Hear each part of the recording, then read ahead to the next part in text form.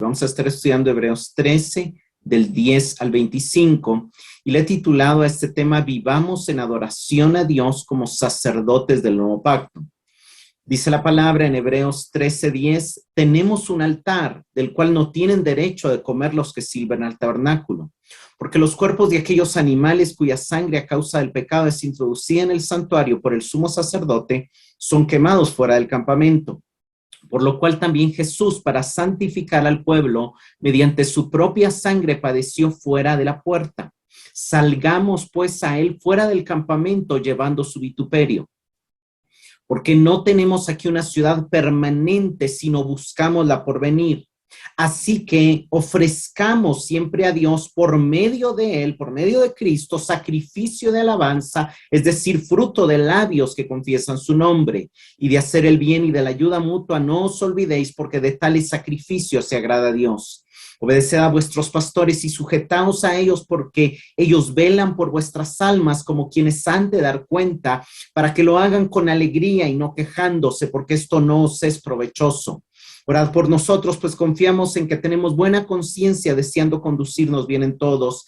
Y más os ruego que lo hagáis así para que yo sea restituido más pronto. Y el Dios de paz, que resucitó de los muertos a nuestro Señor Jesucristo, el gran pastor de las ovejas, por la sangre del pacto eterno, os haga aptos en toda buena obra para que hagáis su voluntad, haciendo Él en vosotros lo que es agradable delante de Él por Jesucristo, al cual sea la gloria por los siglos de los siglos. Amén. El autor llegó al punto culminante de la superioridad del nuevo pacto en el capítulo 10. En el capítulo 11 nos habló de la clase de fe que muestra la fidelidad al Dios del pacto, y en el capítulo 12 nos recordó que nuestra esperanza debe basarse en la realidad de que es posible terminar la carrera y alcanzar la meta.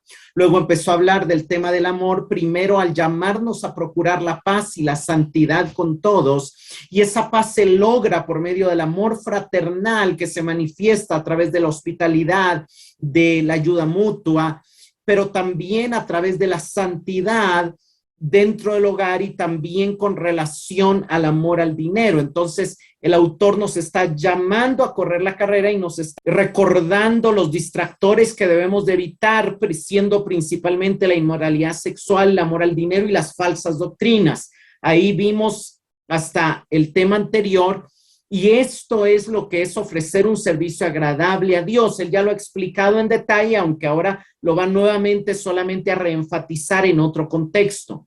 Aquí el autor va a volver a enfatizar una última vez nuestro privilegio y llamado como sacerdotes del nuevo pacto.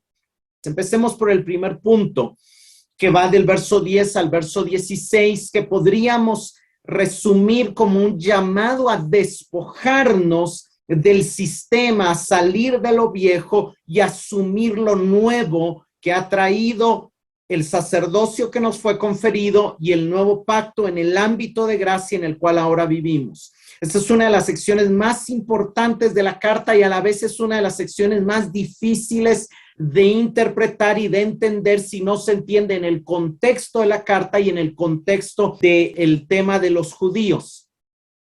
Empecemos con el verso 10. Hebreos 13, 10 y 11. Tenemos un altar del cual no tienen derecho de comer los que sirven al tabernáculo, porque los cuerpos de aquellos animales cuya sangre a causa del pecado es introducida en el santuario por el sumo sacerdote son quemados fuera del campamento. Aquí, en primer lugar, vamos a ir a Levítico 16 porque el autor está recordando nuevamente el día de la expiación, la fiesta más importante con respecto al perdón de los pecados en el antiguo pacto, de la cual él habló en el capítulo 7, en el capítulo 9, en el capítulo 10, y en el capítulo 10 nos mostró que Cristo eliminó esa fiesta cuando se ofreció a sí mismo como sacrificio completo y perfecto de expiación, y entonces ya no hay más necesidad de presentar ofrendas por el pecado, nos dijo el autor en el capítulo 10. Entonces aquí nos está recordando, tenemos un altar. ¿Cuál es el altar? Lo vamos a ver en unos minutos, pero él ya nos habló del altar que tenemos, del altar del nuevo pacto. Pero sin embargo, puede ser, cabe la posibilidad que al decir los que sirven al tabernáculo y al decir ellos, esté hablando también del autor que tenían como judíos, del altar que tenían como herencia, o sea, independientemente de cuál altar esté hablando, está él retomando el tema del día de la expiación, donde había un sacrificio que no se podía comer. ¿Por qué no se podía comer? Porque esos cuerpos debían de ser sacados del campamento y quemados fuera del campamento. Vayamos a Levítico 16 del 25 al 28. La grasa del sacrificio por el pecado la quemará en el altar, y quien haya llevado el chivo para soltarlo a Azazel, se lavará la ropa y se lavará a sí mismo con agua, y después podrá entrar en el campamento. El becerro y el chivo sacrificados por el pecado, cuya sangre fue llevada al santuario para obtener el perdón de los pecados, serán llevados fuera del campamento, y su piel, carne y desechos serán quemados. La persona que los queme deberá lavarse la ropa y lavarse a sí misma con agua, y después podrá entrar en el campamento. Entonces vemos que lo que el autor está recordando es ese día de la expiación donde el sacrificio se degollaba, el chivo se degollaba, se recogía la sangre era la que servía para presentar y llevar en algún momento para rociar sobre el tabernáculo, y ese día específico para llevarla dentro del lugar santísimo y derramarla sobre la tapa del arca, que era el propiciatorio, pero la grasa del animal se quemaba ahí mismo porque la grasa soltaba un olor agradable, pero no se quemaba nada más que la grasa. El resto del animal vivo, si hubiera sido un sacrificio de paz, un sacrificio diario, otro tipo de sacrificio, entonces el animal se podía comer. Pero de este animal específico no se podía comer, no se debía de comer. ¿Por qué? Porque había recibido sobre él todos los pecados. Entonces el hecho de que había recibido sobre él todos los pecados lo hacía algo que debía ser rechazado, debía ser apartado de la santidad de Dios y de la santificación que Dios estaba haciendo a su pueblo. Entonces el sacarlo fuera del campamento era símbolo de que quedaba fuera, quedaba excluido para que el pueblo pudiera vivir dentro del campamento. Esto nos lo confirma Levítico 6:30. Si podemos ir a Levítico 6:30. Sin embargo, la ofrenda por el pecado no se deberá comer si su sangre fuese llevada al tabernáculo como ofrenda para purificación en el lugar santo. Deberá ser quemada por completo en el fuego. Si nosotros vamos al contexto anterior, habían otras ofrendas de las cuales los sacerdotes tenían derecho a comer, otros sacrificios que les servían para alimentar a los levitas y a los sacerdotes, excepto la ofrenda por el pecado.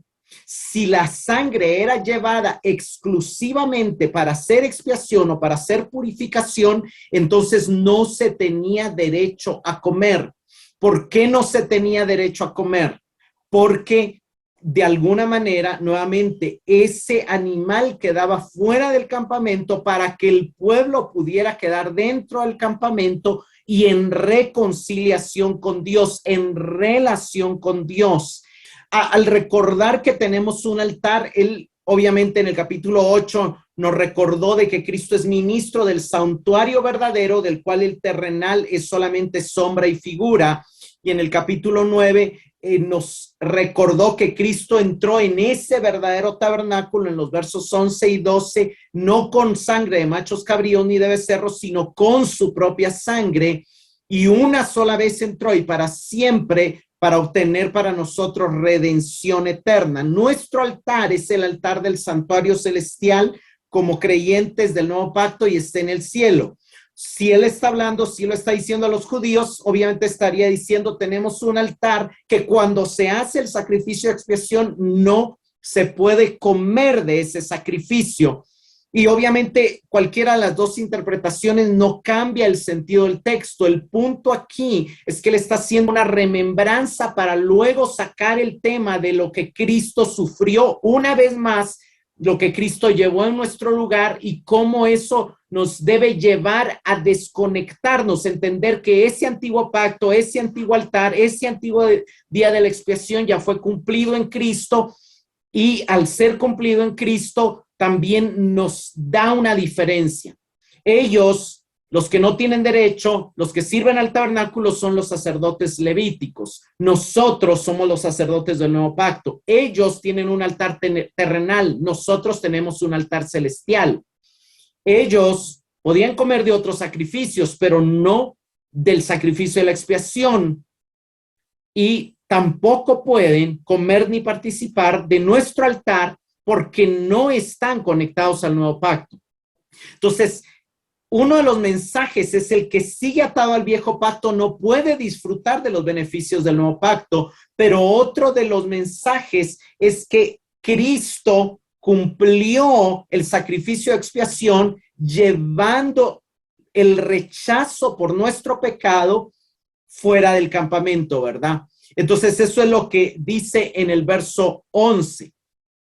Los cuerpos de esos animales eran quemados fuera del campamento. ¿Por qué? Como señal del rechazo de Dios al pecado que ellos habían cargado sobre sí y como rechazo del juicio de Dios sobre dicho pecado. Los animales eran sacados lejos de Dios para que el pueblo pudiera permanecer cerca de Dios. Era parte del proceso de sustitución. Entendiendo eso, viene el verso 12 y dice, por lo cual también Jesús, que es nuestro sacrificio de expiación perfecto, para santificar al pueblo mediante su propia sangre, padeció fuera de la puerta.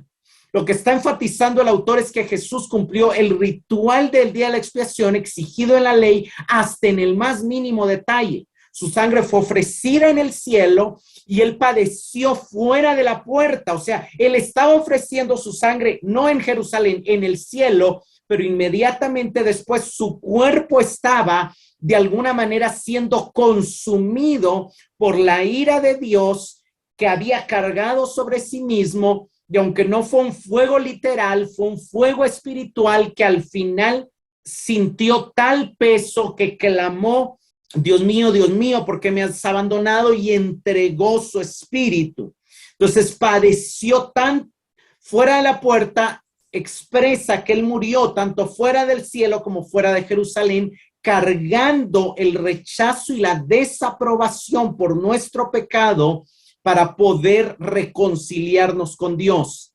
Jesús murió fuera de Jerusalén para darle el cumplimiento a la ley que como sacrificio de expiación era llevado fuera del campamento, pero también el hecho de que él muriera fuera de las murallas de Jerusalén era tipo y sombra de que Dios no solo estaba llevando nuestro pecado, sino que también estaba dando por finalizado el antiguo pacto y el sistema sacrificial. Es significativo que la sangre fuera presentada también fuera del templo de Jerusalén, no en el templo de Jerusalén, no en el altar de Jerusalén, sino en el altar del cielo. Entonces, cuando Jesús padeció tanto para perdonarnos como para santificarnos. Vean lo interesante, verso 12, por lo cual también Jesús, para santificar. El sacrificio de expiación no era para santificar, era para perdonar. El sacrificio para santificar, el proceso de purificación era a través de otros sacrificios que también se quemaban fuera del campamento, como la vaca roja, y era lo que servía para santificar al que estaba sucio, al que estaba inmundo, al que estaba ritualmente contaminado, o para purificar al sacerdote para poder habilitarlo. Pero Jesús cumplió ambas cosas, cumplió todos los sacrificios, tanto los del día de la expiación como el tema de la purificación. Entonces, por ambos sacrificios, tanto la vaca roja para purificación como el macho cabrío de la expiación eran quemados fuera del campamento. Aquí el autor está uniendo cómo Cristo nos perdonó y nos santificó al usar esa palabra para santificarnos. Por otro lado, nos está recordando lo que él ya mencionó en el capítulo 10, que por la voluntad de Cristo somos santificados mediante la ofrenda de su cuerpo en el 10:10 y en el 10:14, que por una ofrenda le ha hecho perfectos a los santificados, y explicamos que santificar es consagrar como sacerdotes y perfeccionar es habilitar como sacerdotes. Entonces Él nos purificó, nos consagró y nos habilitó. Eso es lo que el autor está trayendo a memoria. ¿Cómo nos habilitó? Purificando nuestra conciencia. Cuando él dice padeció fuera de la puerta, De Jong comenta que el autor interpreta el sacrificio de Jesús fuera de Jerusalén de dos formas. Número uno, para cumplir el ritual del día de la expiación, y número dos, para cargar con la vergüenza de ser excluido del pueblo de Dios. Jesús fue sacrificado por los judíos fuera de Jerusalén. ¿Por qué? Porque los judíos lo calificaron como blasfemo y como quebrantador del día de reposo. Y estos castigos, según la ley de Moisés, debían ser castigados con lapidación o apedreamiento fuera del campamento. De hecho, hay dos casos que vemos en la escritura que esto sucede. Vayamos a Levítico 24:23. Y habló Moisés a los hijos de Israel, y ellos sacaron del campamento al blasfemo y lo apedrearon. Entonces, al blasfemo lo sacaron fuera del campamento. El rechazo de Dios era sacar a alguien fuera del campamento, pero el rechazo del pueblo ante alguien también era sacarlo fuera del campamento. Ellos estaban sacando, digamos, al que iba a ser una fuente de contaminación. Vayamos a Números 15:36. Entonces lo sacó la congregación fuera del campamento y lo apedrearon y murió como Jehová mandó a Moisés. A diferencia del otro, es alguien que quebrantó el día sábado, pero sucede lo mismo con el blasfemo. El punto es que el autor está trayendo a memoria no solamente los sacrificios de la expiación, sino también los que fueron rechazados por su pueblo, y está mostrándonos cómo los judíos rechazaron a Jesús. Al mismo tiempo que estaban rechazando a Jesús, estaban rechazando a Dios mismo y estaban al mismo tiempo dándole la espalda a Dios.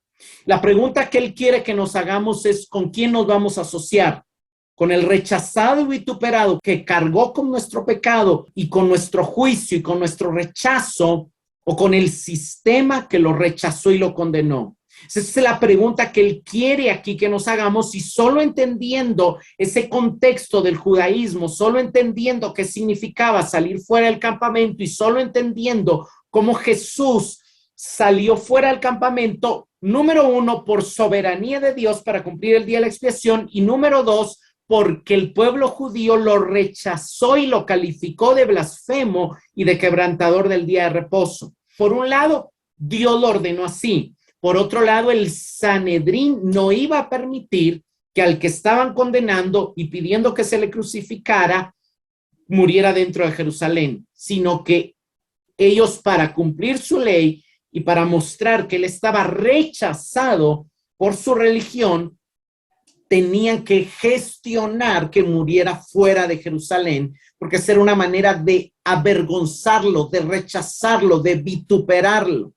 Entonces, el autor está diciendo en el verso 12, Jesús nos santificó padeciendo fuera de la puerta y llevó nuestra vergüenza y fue avergonzado y fue vituperado y fue rechazado. Entonces ahí es donde toma sentido el verso 13, salgamos pues a él fuera del campamento llevando su vituperio. Porque no tenemos aquí una ciudad permanente, sino que buscamos la porvenir. Así que, por cuanto fuimos santificados fuera de Jerusalén por la sangre de Cristo, no podemos seguir con el sistema que lo rechazó. Debemos salir a él fuera del campamento. Salir a él significa reconocerlo como nuestro nuevo sumo sacerdote y darle la espalda al antiguo pacto y al antiguo sistema sacrificial. Darle la espalda a los levitas, darle la espalda a los judíos, darle la espalda al templo. Es un llamado específico para gente judía que todavía regresaba al templo, que todavía celebraba ciertas fiestas judías que todavía se sentían atraídos a volver al judaísmo, y el autor aquí claramente les dice: señores, por favor, si ustedes reconocen que fueron salvos por Cristo, suelten ya el apego al judaísmo, suelten ya el apego a los judíos, suelten ya el apego a Jerusalén, suelten ya el apego al templo de Jerusalén y salgan fuera de las murallas de Jerusalén, no solamente físicamente, sino es un llamado como el llamado que se le hizo al pueblo de Israel a dejar Egipto. No solamente ya lo habían dejado físicamente, pero en su mente y en su corazón todavía Egipto iba dentro de ellos. Y eso pasaba con muchos creyentes de ese tiempo. Todavía el judaísmo estaba inmerso en ellos. Y hermanos, hay cosas heredadas de nuestros padres que siguen en nosotros. Pueden ser cosas pecaminosas o pueden ser aún cosas de nuestro sistema religioso. El llamado aquí que se nos está haciendo a nosotros es un llamado a comprometernos con Jesús a un alto nivel de compromiso, aunque eso implique rechazo a nuestros familiares, rechazo a nuestra sociedad, vergüenza de nuestra antigua iglesia o de nuestra antigua religión o de nuestra familia en general. Salgamos a él fuera del campamento llevando su vituperio, es salir de los rituales ceremoniales judíos, soltar el apego a los judíos y preferir ser avergonzados por Cristo. El autor quiere que sus lectores se pregunten: ¿prefieren unirse a los que rechazaron y mataron al Hijo de Dios y menospreciar la sangre que les otorga los beneficios del nuevo pacto, o prefieren valorar la sangre que los santificó, el que les mostró amor, el que los perdonó, el que vino a darles a conocer a Dios? Prefieren seguirlo a él, aunque esto conlleve ser rechazados por los judíos, aunque esto conlleve perder placeres, aunque esto conlleve perder amigos, aunque esto conlleve perder ciertos beneficios que tenían en su pasado. Hermanos, llevar su vituperio es no avergonzarnos de llamarnos seguidores de Jesús, aunque por esto los judíos o cualquier otro grupo nos persigan. Él está buscando que como lectores digamos: soy cristiano antes que cualquier otra cosa, soy cristiano antes que judío, soy cristiano antes que de tal apellido, soy cristiano antes que de tal nacionalidad, soy cristiano antes que de cualquier religión. Es mi compromiso último y primordial es con Cristo, no con un sistema doctrinal, no con un sistema religioso, no con una denominación, no con un apellido, no con una cultura. Ese es eso. Cuando un cristiano toma ese camino, sí o sí va a ser perseguido, va a ser atacado, va a ser vituperado, y el llamado es: él fue vituperado por nosotros, él fue rechazado por nosotros, a él lo mataron como un blasfemo. Háganme el favor, llevemos su vituperio. No pensemos de que es mejor que no nos rechacen, porque él llevó el rechazo de Dios hacia nuestros pecados. La clara implicación aquí es que volver al judaísmo o volver al mundo o volver al lugar que antes nos esclavizaba conlleva quedar excluidos de los beneficios del sumo sacerdocio de Jesucristo y del nuevo pacto que él inauguró. Seguir a Jesús es imitar la actitud que él tomó, donde eligió obedecer al Padre, dejando atrás la seguridad, dejando atrás el cielo, dejando atrás la posible amistad que pudo haber hecho con Nicodemo y con el Sanedrín, pero su compromiso último estaba con hacer lo que el Padre le decía que hiciera, y no le importó arriesgarse a ser vituperado, a ser humillado, a ser escupido, a ser azotado, a ser crucificado, a ser maltratado. ¿Por qué? Porque nos amaba y porque tenía la mirada puesta en el gozo delante de él, nuestra redención, nuestra salvación, llevarnos a la gloria, pero también el ser exaltado él mismo a la diestra del Padre. Hermanos, ser cristiano para muchos ha implicado rechazo, pero también para nosotros a veces va a implicar salir de la familia, salir del país, salir de la cultura, salir de una iglesia no sana, salir de cualquier lugar donde el nombre de Cristo sea vituperado, blasfemado, rechazado. Ser cristiano es tener un compromiso firme a seguirlo determinadamente, aunque seguirlo traiga sufrimiento. Vayamos a Marcos 8, 34 al 35. Y llamando a la gente y a sus discípulos, les dijo: si alguno quiere venir en pos de mí, niéguese a sí mismo y tome su cruz y sígame. Porque todo el que quiere salvar su vida la perderá, y todo el que pierda su vida por causa de mí y del evangelio la salvará. Una de las cosas que nosotros tenemos que tener claros es que seguir a Jesús lleva un costo de compromiso. No es nada más de beneficios, también implica responsabilidad. Negarnos a nosotros mismos, tomar la cruz y seguirlo. Vayamos a Lucas 14, 26 y 27. Si alguno viene a mí y no aborrece a su padre y madre y mujer e hijos y hermanos y hermanas y aún también su propia vida, no puede ser mi discípulo. 27. Y el que no lleva su cruz y viene en pos de mí, no puede ser mi discípulo. Saltemos al 33, por favor. Así pues, cualquiera de vosotros que no renuncia a todo lo que posee, no puede ser mi discípulo. Hermanos, el costo es alto. Debe de amar menos padre, madre, mujer, hijos, hermanos y hermanas. Debe de amar menos su propia vida. Debe de cargar su cruz e ir en pos de él.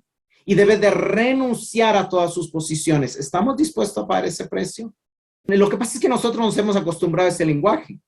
Pero para el que lo oía por primera vez, un judío de la época de Jesús, ¿sabe cómo sonaba? Como un llamado al martirio. El que quiera seguirme tiene que ser torturado. El que quiera seguirme tiene que estar dispuesto a morir.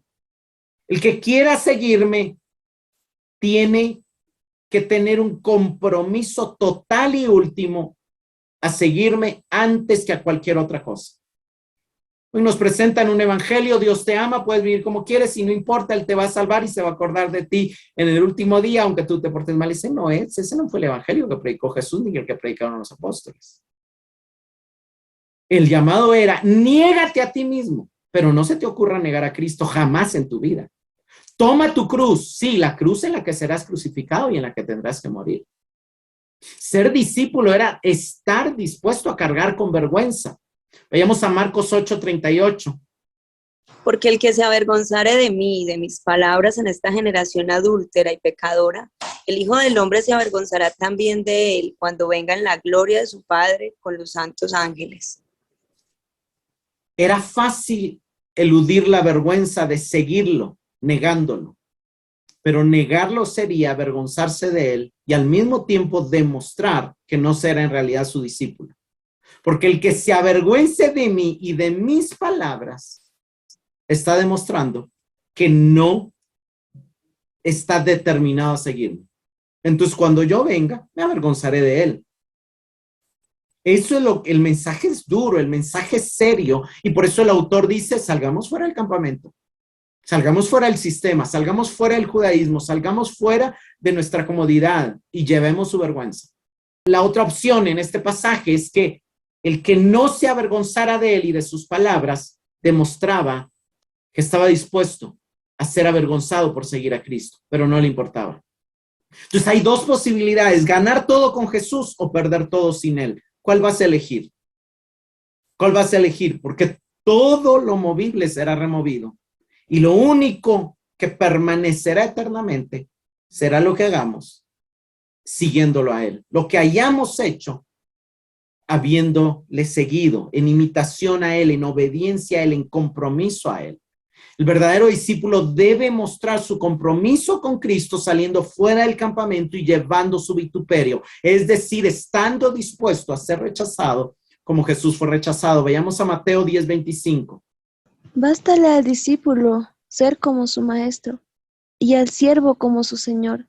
Si al padre de familia llamaron Beelzebú, ¿cuánto más a los de su casa?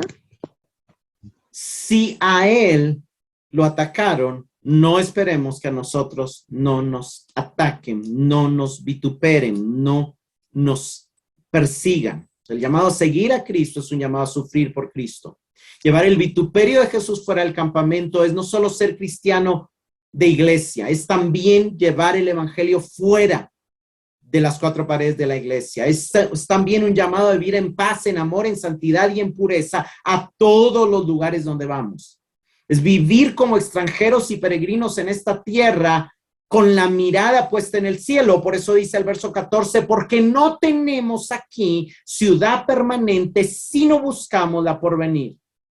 No pertenecemos a la Jerusalén que está por ser destruida, sino a la Jerusalén celestial que vendrá y permanecerá eternamente. El autor está repitiendo y enfatizando que Cristo le dio el cumplimiento perfecto y último al sistema cultico judío y nos mostró que hay una mejor Jerusalén donde está situado nuestro altar en el cielo. No tenemos aquí. Ya esa Jerusalén ya no es nuestra, ya esa ciudad ya no es nuestra. Ustedes no se imaginan que dentro de poco va a ser destruida. Es el mensaje del autor a los judíos y fue destruida y el templo ya no existe.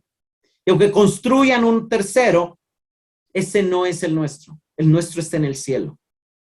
No tenemos aquí, ni tendremos, sino que buscamos la que está por venir, la que sí tenemos, pero que todavía no vemos, pero que por la fe creemos y percibimos. La convicción de pertenecer a esta ciudad celestial y de ir en peregrinaje hacia ella nos hace vivir de tal manera que nuestros tesoros están en ella, como que enviáramos depósitos sabiendo que estarán guardados al llegar allá. Esto implica, hermanos, no encajar en este mundo, ser atacados, ser avergonzados, ser vituperados, pero soportarlo con gozo, sabiendo que estamos participando de los padecimientos de nuestro Señor Salvador y Sumo Sacerdote. Para los cristianos, la fuente de seguridad no está en su dinero, no en su posición ni en su ubicación geográfica, sino en la medida de identificación con su reino y con su reino, la ciudad permanente, estable, eterna, duradera, inconmovible. Nuestra seguridad está en la ciudad que esperamos. Sabemos que aquí, aunque tengamos una buena cantidad de dinero en el banco, se puede perder inmediatamente. Sabemos que aunque tengamos buen carro, puede haber un accidente y lo podemos perder. Sabemos que aunque hoy tengamos buena salud, mañana podemos perderla. Por eso no depende nuestra seguridad, nuestra paz, nuestra fe, nuestro gozo de nada de lo que tenemos aquí. Pero sabemos que esa ciudad celestial que vendrá y en donde habitaremos eternamente no pasará, no corre ningún riesgo. Porque es inconmovible, es el reino inconmovible que ya hemos recibido, nos dijo el capítulo 12. Los cristianos viven conscientes de que no tiene sentido afanarse por lo que será quemado, por lo que será removido, por lo que desaparecerá, y a la vez saben que tiene mucho sentido aprovechar el tiempo en hacer tesoros en los cielos que permanecerán. Luego dice en la ciudad que está por venir no niega que ya vino, sino que obviamente acentúa la expectativa con la que vivimos del establecimiento pleno del reino de Dios en esta tierra. Por eso, digamos, Pedro dice en 1 Pedro 2, 11 y 12, dice él, amados, os ruego que como extranjeros y peregrinos os abstengáis de las pasiones carnales que combaten contra el alma y mantengan una conducta irreprochable entre los gentiles, para que cuando os calumnian por razón de vuestras buenas obras, al considerarlas, glorifiquen a Dios el día de la visitación. Entonces, que sus buenas obras sean el mensaje. Buscamos, nos recuerda que corremos hacia la meta. Caminar hacia la cruz es no solo caminar hacia la vergüenza, también es caminar hacia la gloria. Y el autor está concretizando aquí dos argumentos fuertes en toda la carta. Jerusalén ha perdido su significado redentivo, pues el sacrificio redentor definitivo lo ha hecho Jesús fuera de las murallas de Jerusalén, y ahora la salvación solo puede encontrarse fuera de Jerusalén. Jerusalén también ha perdido su significado escatológico. Ya no esperamos un reino eterno de paz y de justicia que venga de la Jerusalén terrenal, porque sabemos que vendrá de la celestial. No necesitamos estar pendientes de las noticias de Israel, hermanos, ni necesitamos basar nuestra confianza de salvación en una religión que profesemos. No está nuestra esperanza ni en un sistema religioso, ni en una ubicación geográfica aquí. Nuestra esperanza está en el cielo y en nuestro sumo sacerdote celestial. Solo la ciudad celestial del Dios vivo nos provee de seguridad y de permanencia. Así que por cuanto somos sacerdotes, por cuanto tenemos esta seguridad, por cuanto Cristo llevó nuestro pecado y nos santificó, así que ofrezcamos siempre a Dios, verso 15, por medio de Él. Nada podemos hacer separados de Cristo. Es por medio de Él, es por medio de su sacrificio, es por medio de su santificación. Los judíos sabían que Dios esperaba algo, que no se podía presentar a Dios con manos vacías y no tenían claro qué era lo que iba ahora sustituía. Ok, Cristo sustituye el sacrificio de expiación, perfecto, pero ¿qué sustituye? Los sacrificios de paz, los sacrificios de acción de gracias, los sacrificios votivos, las demás fiestas judías. ¿Por qué se sustituyen ahora? Entonces aquí el autor les contesta. Así que ofrezcamos siempre a Dios por medio de él sacrificio de alabanza, es decir, fruto de labios que confiesan su nombre y de hacer el bien y de la ayuda mutua. No os olvidéis porque de tales sacrificios se agrada a Dios. Aquí el autor llega al clímax de su exposición y nos dice, hoy los sacrificios de los que Dios se agrada y lo que Dios espera de nosotros es una vida vivida en adoración a Dios, expresada en alabanza y en amor hacia los demás.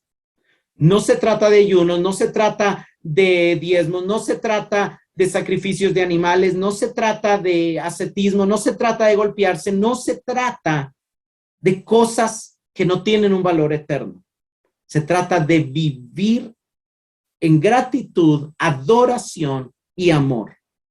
Así que podríamos decir, sabiendo que tenemos un nuevo sacerdote en los cielos, un nuevo altar en los cielos, que nuestros pecados fueron perdonados por la sangre de Cristo y que esa sangre también nos consagró y nos habilitó como sacerdotes del nuevo pacto para servir a Dios y ofrecerle adoración, ofrezcámosle adoración.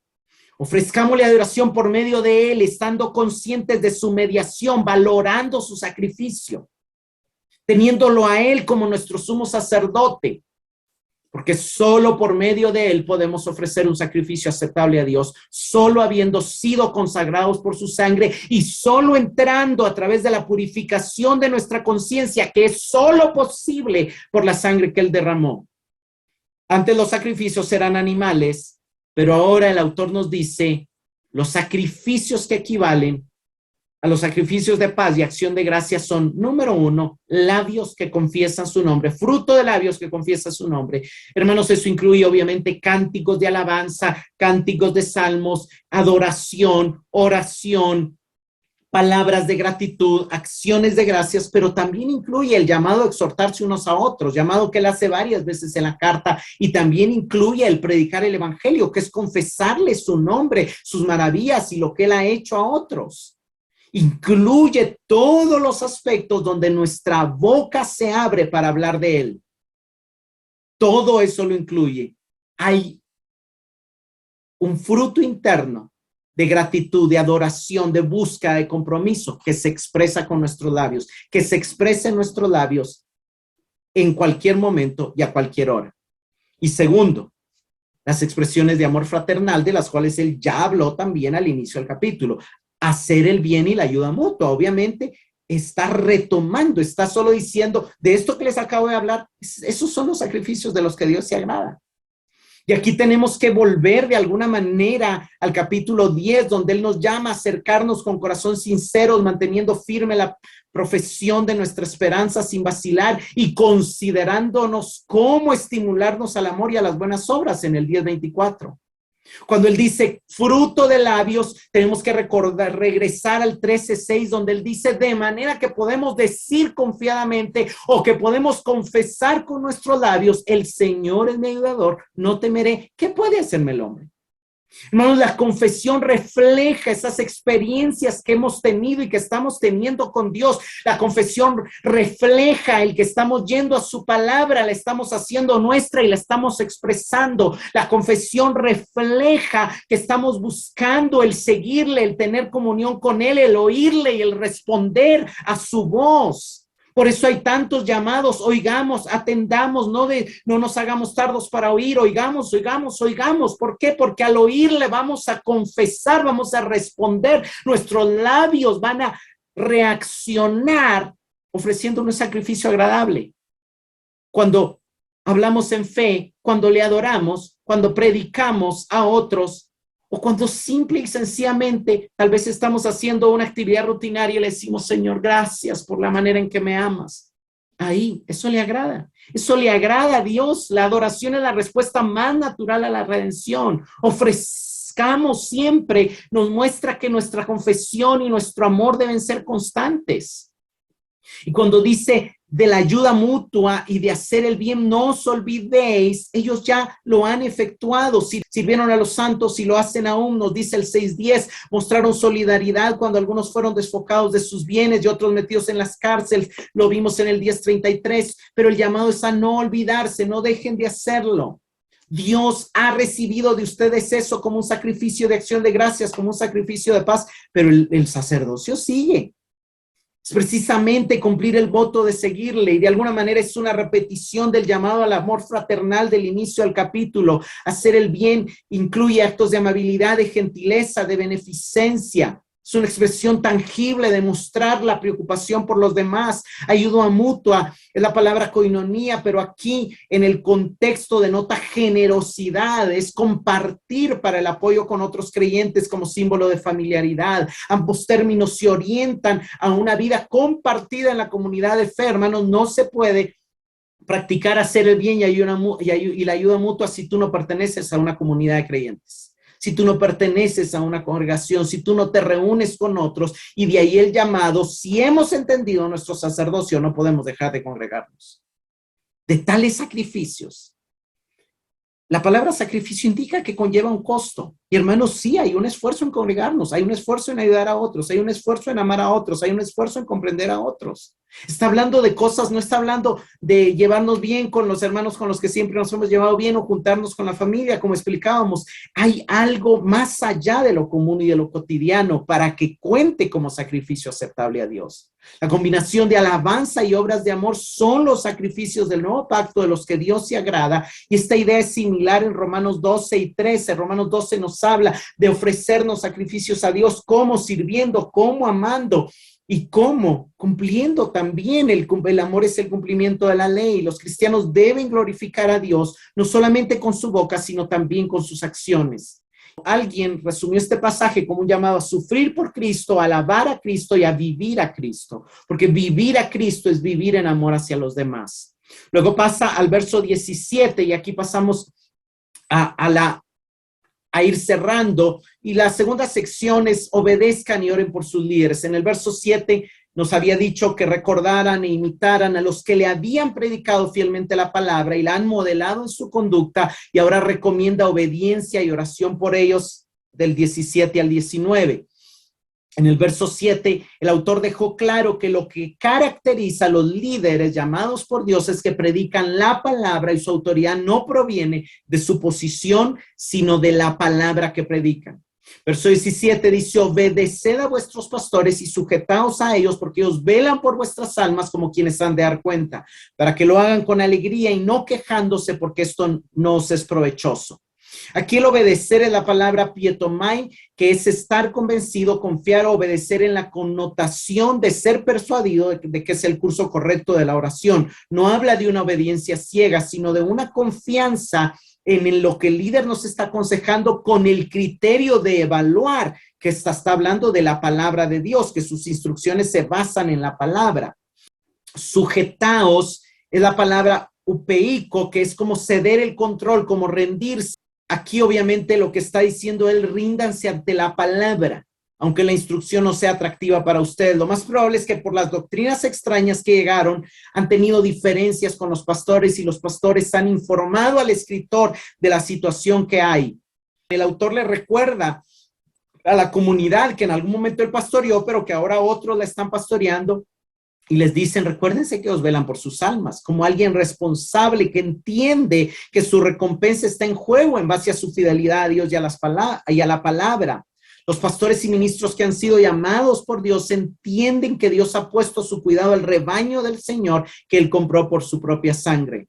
Velar tiene el contexto escatológico porque Jesús lo habló mucho para hablar del juicio venidero. Ellos velan, ellos están conscientes de que viene el día del juicio y anhelan que ustedes crezcan, anhela que ustedes no permanezcan en inmadurez, ni mucho menos que se aparten, sino que avancen. ¿Por qué es el llamado a obedecer y a sujetarse? Que no es un llamado a una obediencia ciega, sino en este caso específico a dejar de pelear con los líderes y a dejar de querer regresar, dejar de obedecer la palabra. El llamado es, ellos velan por sus almas y es importante que ese velar por sus almas lo hagan con alegría y no quejándose, porque esto no sería provechoso para ustedes. El punto aquí es facilítenle la labor a sus pastores. Lo que yo creo que el pasaje también dice es confíen en hacer lo que sus líderes les enseñan es lo más conveniente. Déjenles tomar las decisiones respecto a la comunidad y dejen de producir en ellos queja o de quejarse ustedes. De alguna manera, no, miren hermanos, alguien malinterpretó en algún momento este pasaje y no quiere decir que el pasaje dice que cuando ellos lleguen a dar cuentas que no se quejen. No quiere decir eso. Es entender que también son humanos y de hecho el término queja tiene que ver con quejarse, con gemir, con tener angustia. Lo que el autor está diciendo es, acuérdense de que cuando Moisés se quejó, el pueblo de Israel se detuvo, hubo un momento donde Moisés se cansa y se queja y le dice, Dios, ¿por qué me diste esta tarea tan difícil? Y tuvieron que pararse, él tuvo que poner su espíritu sobre 70 ancianos porque eso evitó el avance. Y también lo que está diciendo es si el gozo del líder es que ustedes caminen en la palabra, es que ustedes anden en la verdad, y si él no está gozoso, entonces esto no es provechoso, porque de alguna manera él pierde tiempo en retomar, en cuidar de las ovejas que se están alejando, y el rebaño entero se atrasa, ¿verdad? Es la idea esta del Antiguo Testamento, que por uno el campamento entero se está retrasando. También es un llamado a que ellos no se quejen, porque también el pueblo de Israel, cuando se quejó, dejó de entrar al reposo. Cuando se quejaron, Coré, Datán y Abirán, el fuego los consumió y la tierra se abrió y los tragó. No es provechoso ni producir queja en el líder, ni quejarse del líder, tampoco si es alguien que está comprometido con Dios, con velar por el alma del rebaño.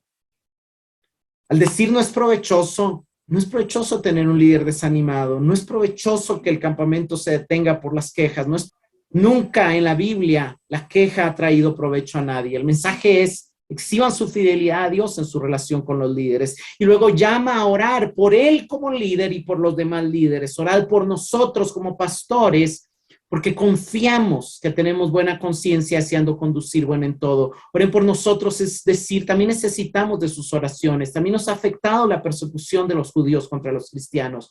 Confiamos que tenemos buena conciencia deseando conducirnos bien en todo. Es una afirmación similar a algunas que hace Pablo, pero el punto es mostrarles que son confiables. El punto es mostrarles, hermanos, no nos jactamos de nuestras habilidades, sino de nuestra confianza en Dios, a quien servimos, seguimos y obedecemos. Estamos procurando seguir a Dios, deseamos conducirnos bien en todo lo que Dios nos manda hacer. Luego dice, os ruego que lo hagáis así para que yo sea restituido pronto. Oren para que Dios me permite volver a estar con ustedes.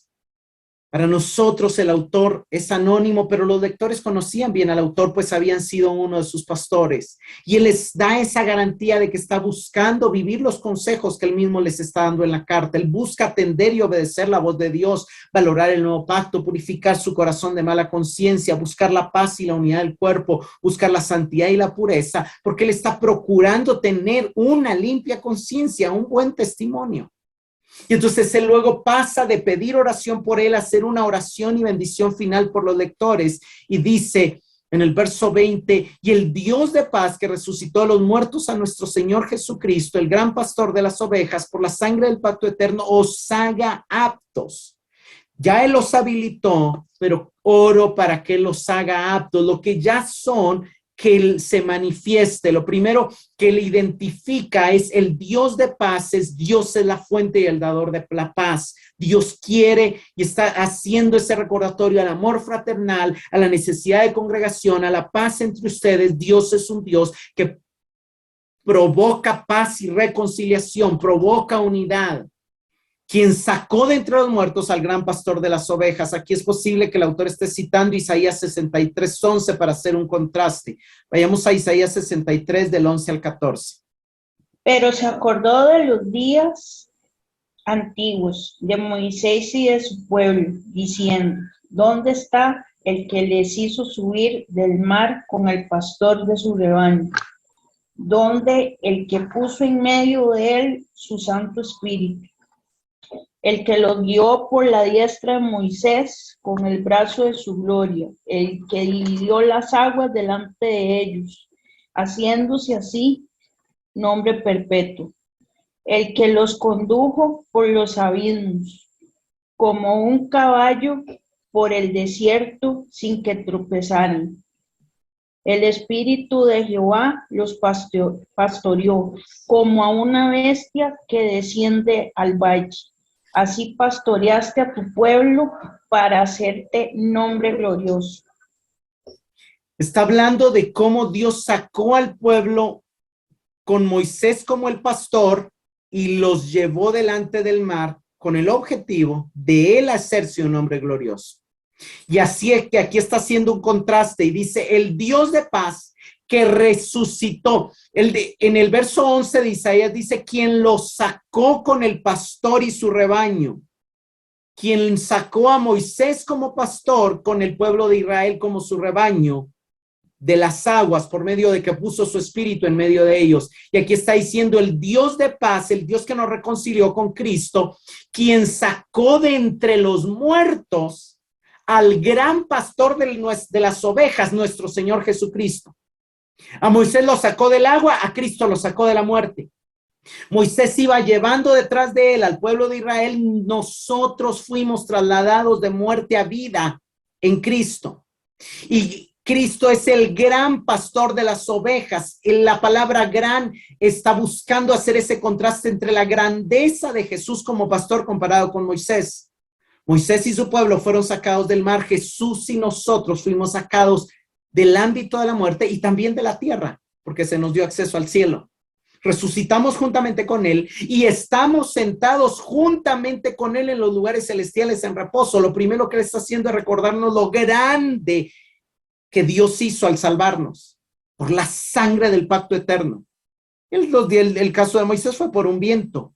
Lo nuestro no era tan fácil como que un viento soplara. Se necesitó derramar sangre, la sangre de Cristo, que inauguró el pacto, un pacto que es eterno, porque no tendrá fin como el antiguo pacto.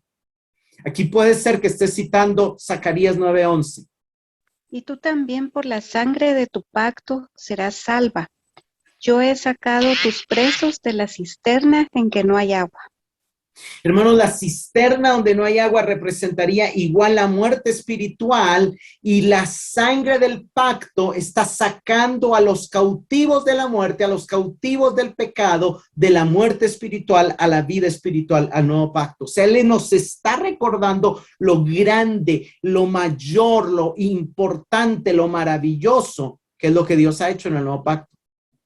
Pero Él sigue haciendo, está dispuesto a seguir obrando en nosotros. Ya nos sacó de la muerte por la sangre del pacto eterno, por medio de nuestro pastor Jesucristo, por medio de nuestro gran pastor Jesucristo, pero que ese mismo Dios os haga aptos en toda buena obra para que hagáis su voluntad. Su voluntad no es que retrocedan, su voluntad no es que duden, su voluntad no es que sean tardos para oír, su voluntad no es que permanezcan en inmadurez. Os haga aptos, los lleve a la madurez, los conduzca a la paz y a la santidad, los perfeccione en toda buena obra. Toda buena obra es toda obra de obediencia a la palabra con valor eterno. Jesús habló, ¿verdad? El que no viene a la luz es porque sus obras son malas, pero el que practica la verdad viene a la luz para que sus obras sean manifestadas, que son hechas en Dios, en el poder de Dios, a través de Dios. Solo Dios nos puede hacer aptos para hacer buenas obras. Nosotros por nosotros mismos no podemos hacer buenas obras.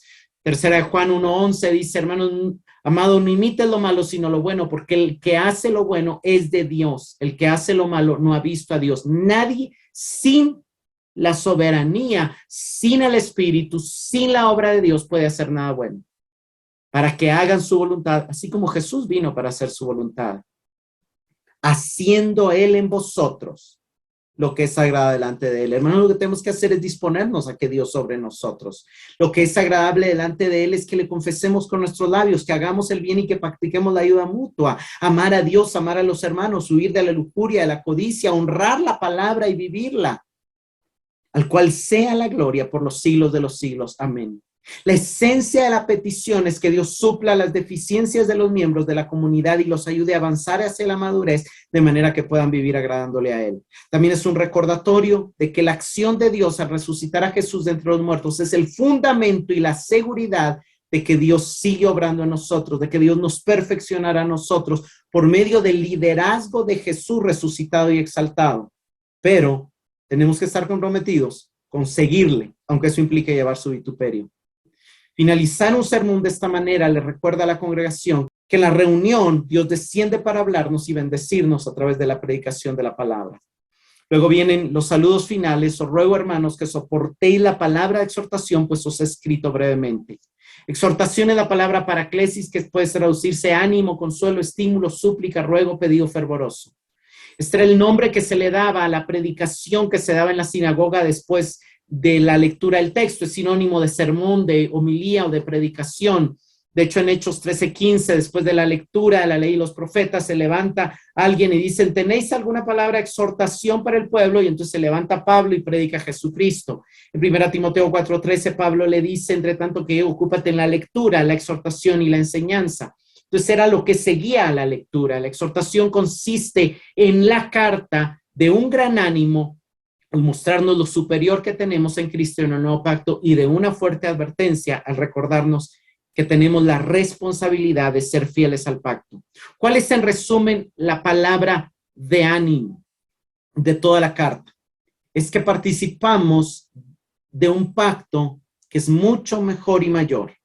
Pero la advertencia es que así como en el antiguo pacto se podía seguir siendo pueblo de Dios y perder las bendiciones del pacto, como algunos perdieron la entrada a Canaán, como Esaú perdió la primogenitura, como otros perdieron el reino y terminan muriendo en el desierto, morando en el desierto o cautivo en otras naciones, también en el nuevo pacto se puede ser salvo, y sin embargo, por incredulidad, que sería infidelidad al pacto, se puede dejar de gozar la entrada al reposo, a la gracia disponible en el santuario celestial. Ambos pactos demandan fidelidad. El antiguo pacto por medio de la obediencia, el nuevo pacto por medio de la fe, la esperanza y el amor. El mensaje es, pues, estar destinado a vivir una vida gloriosa y elegir vivir una vida miserable si no valoras más lo temporal que lo eterno. Sabed que está en libertad nuestro hermano Timoteo, con el cual, si viniere pronto, iré a veros. Verso 23. Aquí sugiere que Timoteo era bien conocido por la comunidad, lo cual nos lleva a concluir la influencia paulina en el autor y en la comunidad. Había estado preso, como otros cristianos todavía lo estaban, y por eso el autor en el 13:3 les llamó a recordarse de los presos. En el verso 24, saludad a vuestros pastores y a todos los santos, los de Italia os saludan. Aquí, al dirigirse a todos los miembros de la comunidad, el autor se identifica con ellos y los invita a restaurar la unidad con sus pastores. No les escribe a los pastores, les escribe a los miembros de la iglesia y les dicen a ellos que saluden a sus pastores, dándoles la importancia. Todos los santos se refiere a las demás iglesias, quizá en la misma región. Los de Italia, que son como ustedes, pero que están fuera por el ministerio, les mandan saludos. Todos están pendientes de ustedes y deseando su avance. La gracia sea con todos vosotros. Amén. Esta frase funcionaba para dar cierre al servicio de adoración, porque aunque es tradicional, aquí también es apropiada para una carta donde se celebra la gracia de Dios mostrada en la inauguración y establecimiento del nuevo pacto. Con este cierre, las crisis de la comunidad son llevadas bajo la suficiencia de la gracia de Dios, que nos proporciona oportuno socorro. Como preguntas de reflexión, ¿has examinado tu corazón para ver si hay algún mayor apego a algún sistema religioso más que a Cristo mismo? ¿Has comprendido que el nuevo pacto va más allá de liturgias y doctrinas, pues se basa en el haber sido santificados y habilitados para adorar al Señor? ¿Ofreces continuamente a Dios fruto de labios confesando su nombre, así como buenas acciones que buscan ayudar y edificar espiritualmente a otros creyentes? ¿Qué tanto sufres por Cristo, alabas a Cristo y vives a Cristo? ¿Cómo te ayuda este pasaje también en tu entendimiento del liderazgo de la iglesia? ¿Notas que en el Nuevo Testamento siempre hay un liderazgo plural y ves que es importante apoyar su labor y orar por ellos? ¿Reconoces que todo tipo de avance y crecimiento espiritual solo puede provenir del poder y de la gracia de Dios? Pero eso no excluye la importancia de nuestra búsqueda, oración y rendición a Él para que Él nos haga aptos para hacer su voluntad. Señor, te damos gracias por tu palabra y te damos gracias, Señor, por esta hermosa carta a través de la cual nos llamas a un mayor nivel de compromiso y de fidelidad a ti, recordándonos los grandes beneficios que tenemos como partícipes del nuevo pacto y siendo tú nuestro sumo sacerdote e intercesor. Gracias por habernos consagrado y habilitado como sacerdotes. Ayúdanos, Señor, a ejercer nuestro sacerdocio viviendo una vida completa de adoración a ti, constantemente ofreciéndote fruto de labios que confiesen tu nombre y también ofreciéndote, Señor, el hacer el bien a otros y el ayudar a nuestros hermanos. Gracias, Señor, porque nos sacaste de muerte a vida. Síguenos haciendo aptos para hacer tu voluntad y todo lo que es agradable a ti. En el nombre de nuestro Señor y sumo sacerdote, oramos. Amén.